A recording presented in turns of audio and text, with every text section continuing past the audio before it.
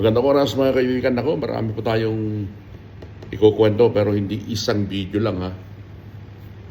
Isa-isahin natin doon yung mga video dahil marami po tayong tatalakayin tungkol dito sa impeachment na inihain dyan sa Kamara.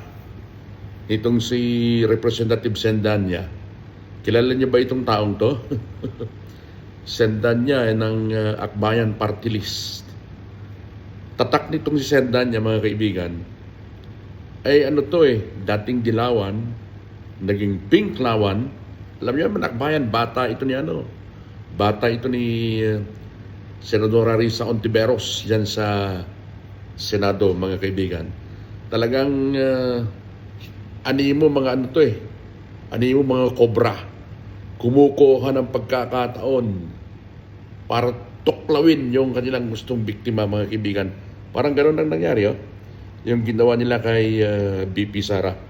Pero hindi niya naisip ang consequences ng ginawa niyang pag-endorso, mga kaibigan. Pag-endorso ng impeachment complaint na ihinihain po ng iba't ibang grupo ng mga civil society dyan sa Kamara kahapon. Alam niyo bang itong grupong ACP-SSI o yung Asian Century Philippines Strategic Studies Institute, isa itong think tank, mga kaibigan, na yung ginawang pagsasampa ng impeachment complaint laban kay Vice President Sara ay maaaring magpalala ng mga pagkahati-hati sa politika. Siyempre naman, hindi nyo basta-basta maisasantabi yung katotohanan na napakarami pa rin mga sumusuporta sa Duterte family, lalo na kay BP Sara, mga kaibigan. Magdudulot ng kawalang kasiyahan sa loob ng Armed Forces of the Philippines o AFP. Hindi ako nagsasabi niyan ha. Ito po yung pakiwari ng think tank, isang grupo ng think tank na binanggit ko. At makakagambala ito sa gobyerno mula sa pagtugon sa matitinding hamon sa ekonomiya. Hindi natin mararamdaman ngayon, pero as we go along, pag nag-progress ho yan dyan sa Kamara, mga kaibigan, tingnan natin ang maidudulot nito sa ekonomiya. Dahil hindi napigilan yung impeachment ho na yan, magiging lame duck president itong si Pangulong BBM. Yan ho ang nababasa nung maraming analysts. Ito isa pa, itong si Ginoong Herman Chu Laurel. Siya po yung tagapangulo ng ACP-SSI, mga kaibigan, na ang political drama na nangyayari ngayon ay makakasira sa pagsisikap na makamit ang pagbangon at pag-unlad ng ekonomiya ng Pilipinas na nakikipagbuno pa rin sa mga sandaling ito sa hamon ng post-pandemic. O nga, masaya itong sino ba to? Si Sendanya. Bagito ito Bagito. Masaya nga siya yung nag-endorso, di ba? Kala mo kung sino siyang bida kahapon. Ini-interview ng lahat ng media. Masaya siya, nagtagumpay siya sa pag-endorso ng impeachment complaint. Pero hindi niya nakikita ang idudulot nito sa future ng ating bansa. Tingnan ho natin as we go along, sabi ko nga, yung mga congressman dyan na kaalyado ni BBM, kinausap niya. Kinausap lang naman kasi, hindi naman order Dahil nga po, yun lang naman ang magagawa ng Pangulo.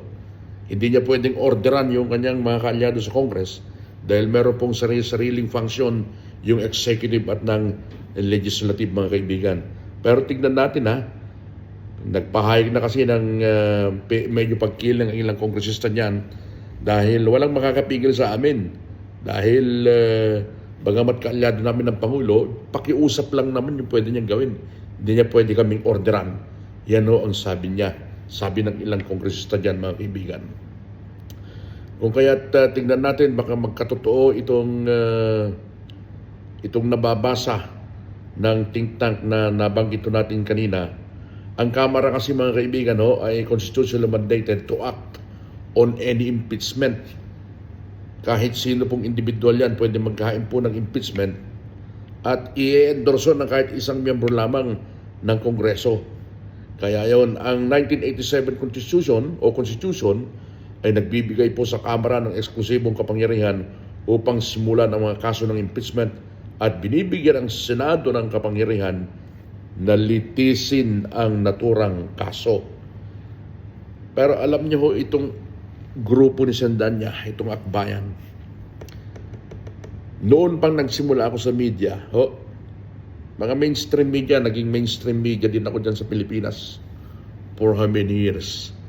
Noong panahon po Pangulong Erap, itong akbayan na, itong civil society groups ang nagrarally-rally sa mga lansangan. Gustong patalsikin si Erap. Panahon ni Pangulong Gloria Macapagal Arroyo, nagrarally-rally na sila. Pinangungunahan ng akbayan yan, di ba? Tuwang-tuwa sila kapag may naipapakulong mga kaibigan mo Yan, nung panahon ni hindi lang sila nagrally. Hindi sila maingay nung panahon ni Pangulong Pinoy Aquino dahil kakulay nila yan From Dilawan naging Pinklawan, mga kaibigan. Pangulong Duterte nagrarally-rally din sila. Ngayon nga, gusto nilang pigilan yung napipintong pag-upo ni Vice President Sara Duterte na susunod na Pangulo. Wala namang iba, di ba? Siya talaga ang susunod na Pangulo. Kaya ngayon pa lang, gumagawa na sila ng aksyon para po pigilan yung napipintong mangyayaring ganyan, mga kaibigan. So, maging mapagmatsyag ko tayong lahat. Tingnan natin ang susunod na mga pangyayari. Kung sino yung mga kongresista na nagsasabing o susunod sa panawagan ni Pangulong Marcos o yung hindi. Kaabang-abang ang susunod na mga pangyayari. Maging mapagmatsyag ko tayo, tignan natin ang gagawin ng mga opisyal na ibinoto natin dyan sa Kongreso, sa Senado at maging sa Palasyo ng Malacanang. Tignan ho natin. Maraming salamat, mga kaibigan.